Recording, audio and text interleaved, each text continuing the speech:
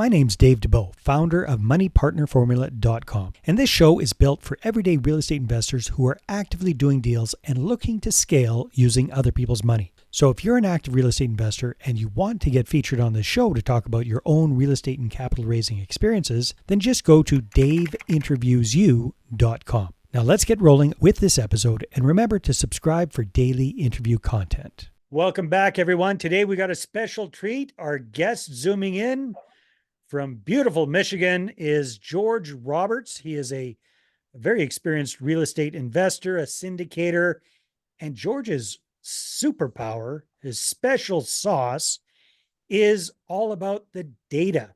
Because George is one of those really smart guys that went to school, got degrees, is very, very data driven, and he has applied that to real estate investing.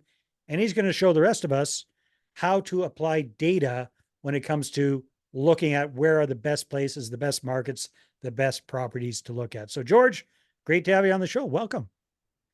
Well, thank you, Dave. It's great to be here. Excellent. All right. So first things first, how did you transition from that first educational background, professional life into real estate investing? So it was a gradual thing. I was an accidental landlord. I also worked with my sister for a while. We worked to launch a construction company. She's still working on that. Nice. And after getting a taste of both real estate and entrepreneurship, I decided that I want to go back to real estate and just do it at scale. Hmm. That was my entrepreneurial calling. So I did that. I was able to do it, kind of semi-passively for a while. If you come in and bring professional property management in, it's entirely possible that you can have a few investments while you keep that W-2 job. And so it was a good, reasonably smooth transition. So what was the W-2? What were you doing I professionally was a before? data scientist in fintech. What does that even mean? So yeah, we were in the mortgage industry and we were working to do all kinds of various things, including protecting the company from interest rate risk. So I was busy doing some very advanced predictive modeling. Hmm. And it was a great segue also because at the same time that I was learning about entrepreneurship and continuing to be a real estate investor on the side, Mhm. it really helped me to develop the data chops. Yeah. Well, especially in the mortgage industry, because that's tied directly into what you're doing, right? So, Sure so enough, and it was yeah, residential mortgages, but so much the better. I got to see both sides. yeah, very, very cool. Okay. Now tell me a little bit about your real estate investing background. We heard about you getting started as an accidental landlord. We heard about you starting a development company with your or construction company with your sister. How did that take place? How did that get started?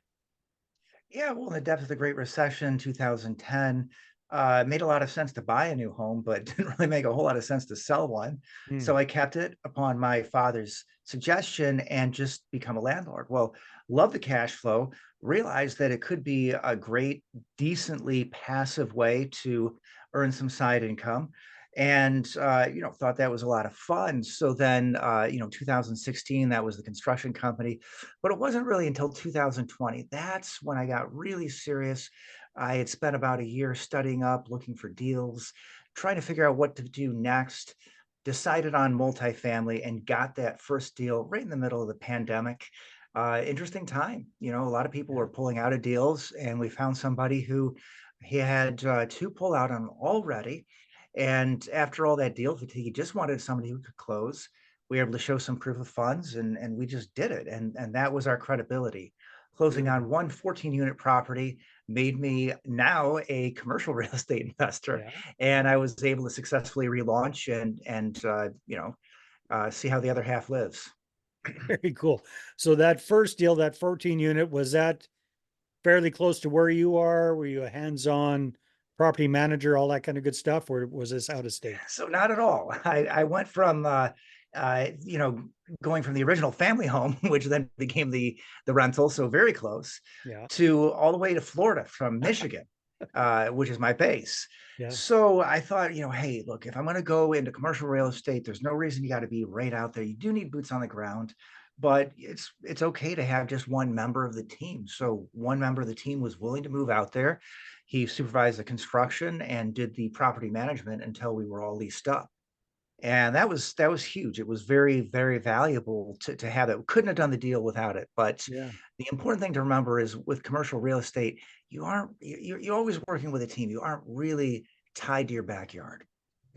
Yeah. Very, very cool. So was that kind of a multifamily burr deal that you did there? Well, yeah, Or- I mean, we've gotten as far as refinancing it, and it's a hold. So yeah, I definitely look at it that way. Good old Beardy Brandon, he's really contributed a lot to our lexicon. So yeah, that was the idea: is just buy something good, decent, cash flowing. I mean, it was a mess when we purchased it, but cash flowing and fully occupied, and just make it better. All the apartments around us had been successfully repositioned. Mm. We could see that people were definitely putting money into the area and making money. And the only one that hadn't been snatched up was this one was a little too small for some of the big Oh, fish. So we nice. took it. Yeah. Yeah. So it was kind of the ugly duckling that was left there as Well, a a small perfect use. duckling, maybe. Yeah. Hey, so very, very cool. At what point did you really kind of lean into the whole data science side of things? Your experience with the mortgages and fintech there, all that stuff that Right. you were doing into your own real estate investing. Let's see. I started that career. That was already, over a decade ago. Been gone for a couple of years, quite happily. Mhm. Yeah, And, yeah. towards the middle part of the last decade, I really wanted to find what is the best way to invest. Mm, And I'd invested in stocks for a long time, and it's a great way to invest. I mean, it's completely liquid. And if you know what you're doing, particularly if you're investing in small caps, you can get some informational advantage over your peers. You can do quite well, but it's not quite the same thing as having something where you can add sweat, you can run the investment, etc. You can properly use leverage. People do that with the stock market all the time and lose their shirt on a yeah. margin call. But it had all these advantages over being a stock investor. But I mean, then the question is what part of real estate? Mhm. And I fell on multifamily because I thought commercial real estate has such huge advantages. I mean, when you increase the NOI, you increase the value of the building. You're not just tied to the comps. And, and you know how to do it well. Again, you can get all kinds of professionals involved and you can become the deal maker. And Mhm. that's what really appealed to me. So I was already in finance. I already knew a little bit about real estate, and I always looked at commercial real estate. That's really the nexus of the two. If you understand finance, you understand real estate, I think really that's the place to be, particularly if that's what floats your boat, so to speak. And for me, it really did. I'd prefer to be the deal maker. I mean, I have and I still do manage assets, but there's nothing like going out there, meeting people, finding deals, and then making it happen. These are really complex transactions. Not that a single family isn't. It's always crazy. Mhm. Something happens at the end, but with commercial real estate, I've never found such an exciting challenge. Very cool.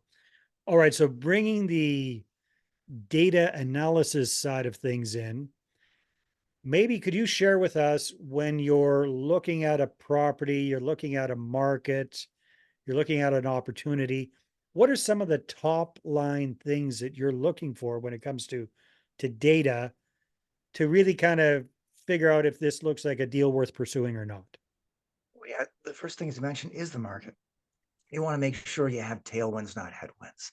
Mm, So you find an area that's decently growing, and that doesn't mean necessarily growing by leaps and bounds. Those are the places that often reverse. mm, You want to find a place that's growing decently, growing in population.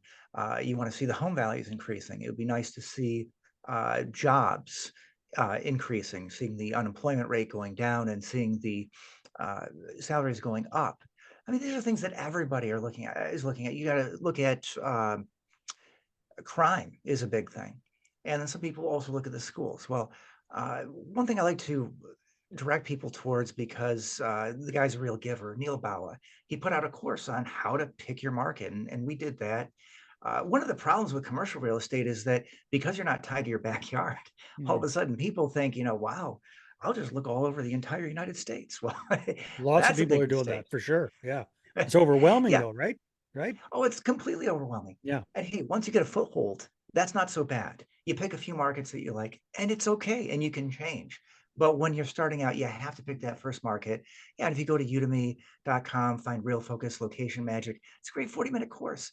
I Mm, took it. We looked at all the markets at the time, and it was the I-4 corridor in 2020. That's really what came out front and center. And but right between Tampa and Orlando, particularly mm, path of progress. Whenever you see two great cities growing towards each other, and one of them's on the coast, I mean, yeah, Tampa can't grow anymore out to the west, yeah. and what's between the two is certainly going to grow on into the future. So we went looking there, and we looked between the two in Lakeland, but Orlando is where we found it. So you got to pick your market, and again, we're all looking at the same things, but again, I like that course because it really gets very technical and he'll explain. I mean, he does. It's based on modeling. Mm, He's able to go in there and decide exactly where to put his various cutoffs. And again, not to say that people aren't making great money somewhere else, but it's designed to make sure you aren't losing money. So make sure you pick the right market. Second thing is understand your neighborhoods. mm, And I think that this is really where people misunderstand numbers. When I look at people who are great in terms of modeling, that is, say, predictive modeling, the sort of work I used to do, mhm, it's not necessarily the mathematicians, right? The people who apply mathematics very well are not the same people who write the proofs. It's not about technical expertise, it's about telling a story. mm. And so, what you need to do is you need to start with all those numbers. But at the end of the day, you're going to have to sell the deal. Okay. So, first to yourself, make sure that it makes sense. But then you have to find a way to go out in the world. And particularly when it's commercial real estate, you might have 5, 10, 20 or more investors in your deal. And if you can't boil that down to a narrative, you're going nowhere. Yeah. So make sure you look at all the numbers, but then understand the neighborhood, drive the streets. So what are you looking for in neighborhoods? What are some good tips for people when they are checking out neighborhoods? So the first thing I would do is just use your Google Maps, just sort of drive down there virtually. Is Yeah. this a place you'd want to live? Do you see characters hanging out on the street corner? Now, the next thing you do, now, if you decide that the crime is okay, because I like to triage. I think the number one rule in investing is triage. Mm, Learn that from Charlie Munger better than anyone else. If you got 7,000 roughly publicly traded companies, you're not going to become an expert in all of them. You're not going to do a deep analysis on all of them. Most of them he would put into the too hard pile. And so if I see too much crime in the area or it just looks junky, if it looks like people in the area don't take care of their property, well, they aren't going to take care of yours. It doesn't matter what you do, it's going to be a bad deal. So triage, triage, triage, always triage. So if it passes some of those initial filters, then the next thing I want to do, I mean, this is assuming that you have somebody in the area, you want to ask some opinions like, what do you think of this neighborhood? And a lot of that, again, can be done online. But if you have mhm. boots on the ground, which you're going to need to close your deal anyway, a lot of there's this huge value in getting the qualitative approach to that. But again, we're skipping over a lot of things, Yeah. before we actually go out and fly out there. But when I do get out there, make sure you go not just on a Wednesday afternoon.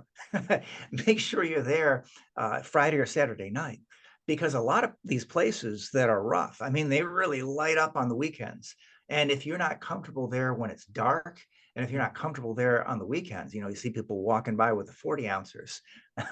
Is that a place that you're comfortable being? Maybe Well, not. it So, depends on your view of drinking, but yeah. No, it well, makes absolutely. a lot of Hey, a 40 sense. ouncer, with your friends in a living room, perhaps. But exactly, if you're not comfortable there, you're not going to be a good investor. And Yeah. that doesn't mean it's not a good deal. It's not a good deal for you. Mm. Yeah, very, very well said. So I love that, the whole triage side of things, and then checking it out, boots on the ground. Now, you're saying asking people for their opinions. Who are you asking, or where are you finding these people to ask about that area? So for me, I've got a Wednesday call every week. I meet 20 or 30 real estate investors, and I just have a huge network. So Mm, I always record where are people based and where do they invest. And mm, so if either two coincide, that's somebody I can ask, like, Hey, what do you think about Park Central neighborhood in Orlando? Is that a crazy place to invest? Hmm. Is it up and coming? And you're going to get a lot of good answers. I mean, we actually got the answer from a local that it is a crazy place, and it's right by OBT, which will take you all the way up to Atlanta, Georgia. Really interesting road. There's a lot of places in between. It might not be a whole lot of fun to be at, but we can see that we're also right next to the mall at Millennia in Holton. Okay, Hmm. and we're also I'm sorry, the mall at Millennia and Holden Heights. And so there's some areas that are kind of up and coming. We're close to the downtown. There are a lot of reasons to believe that this area is moving forward. And again, we look at the history of people who come in and they spent some money on the area. We felt it was up and coming. So again, I think that's where you have to look at the numbers, but you also have to look at the trajectory. And a lot of that is very qualitative. Yeah. So I guess if somebody doesn't have the network that you have, maybe they can go on Bigger Pockets and put the question out there.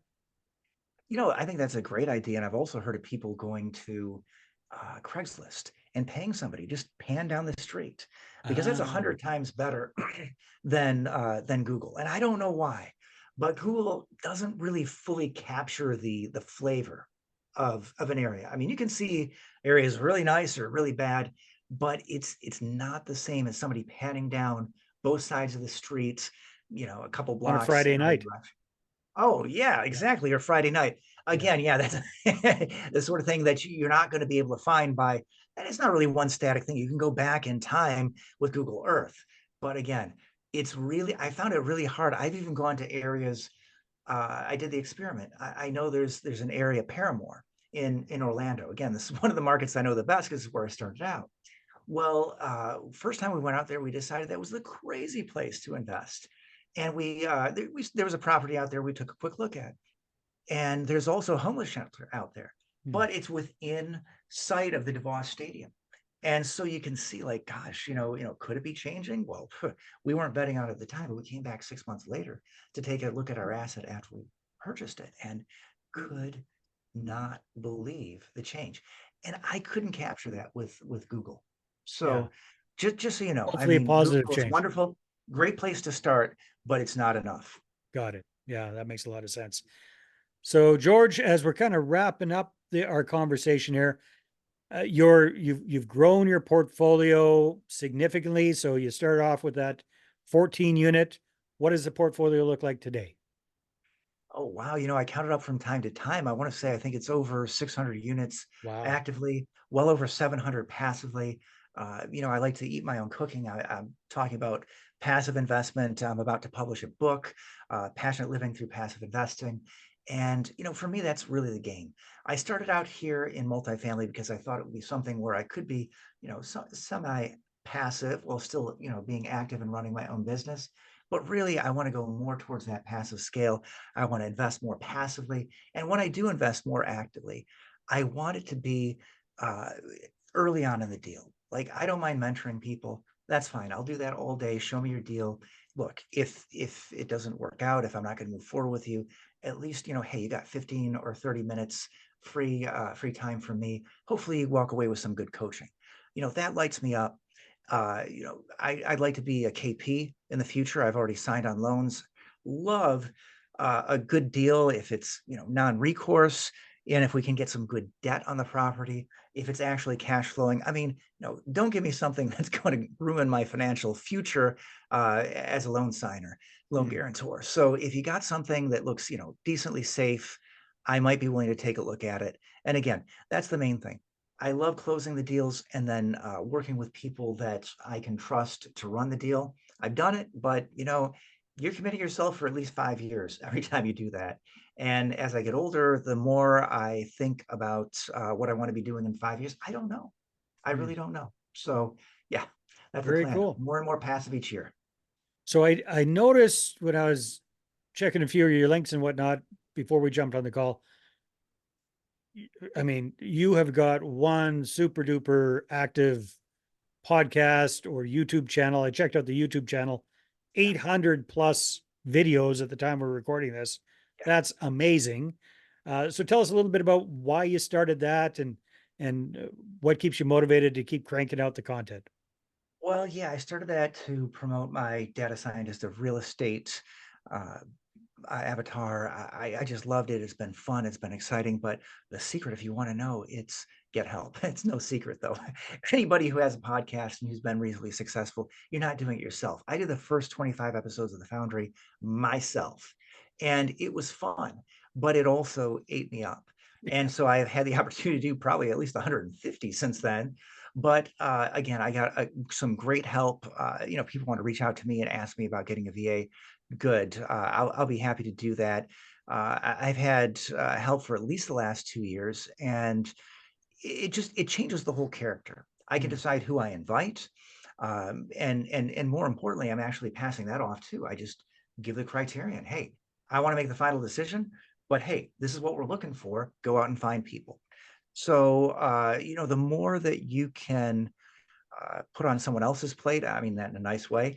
You're really giving someone else a job, Mhm. and you're taking something that you don't like doing off of your plate. So in a way, I think it's very, very generous thing to do. I'm a better father, uh, better husband, all because You're not I'm doing the willing. nitpicky Yeah, I'm willing stuff. to let go. Yeah, you're not editing at 11 o'clock at night. No.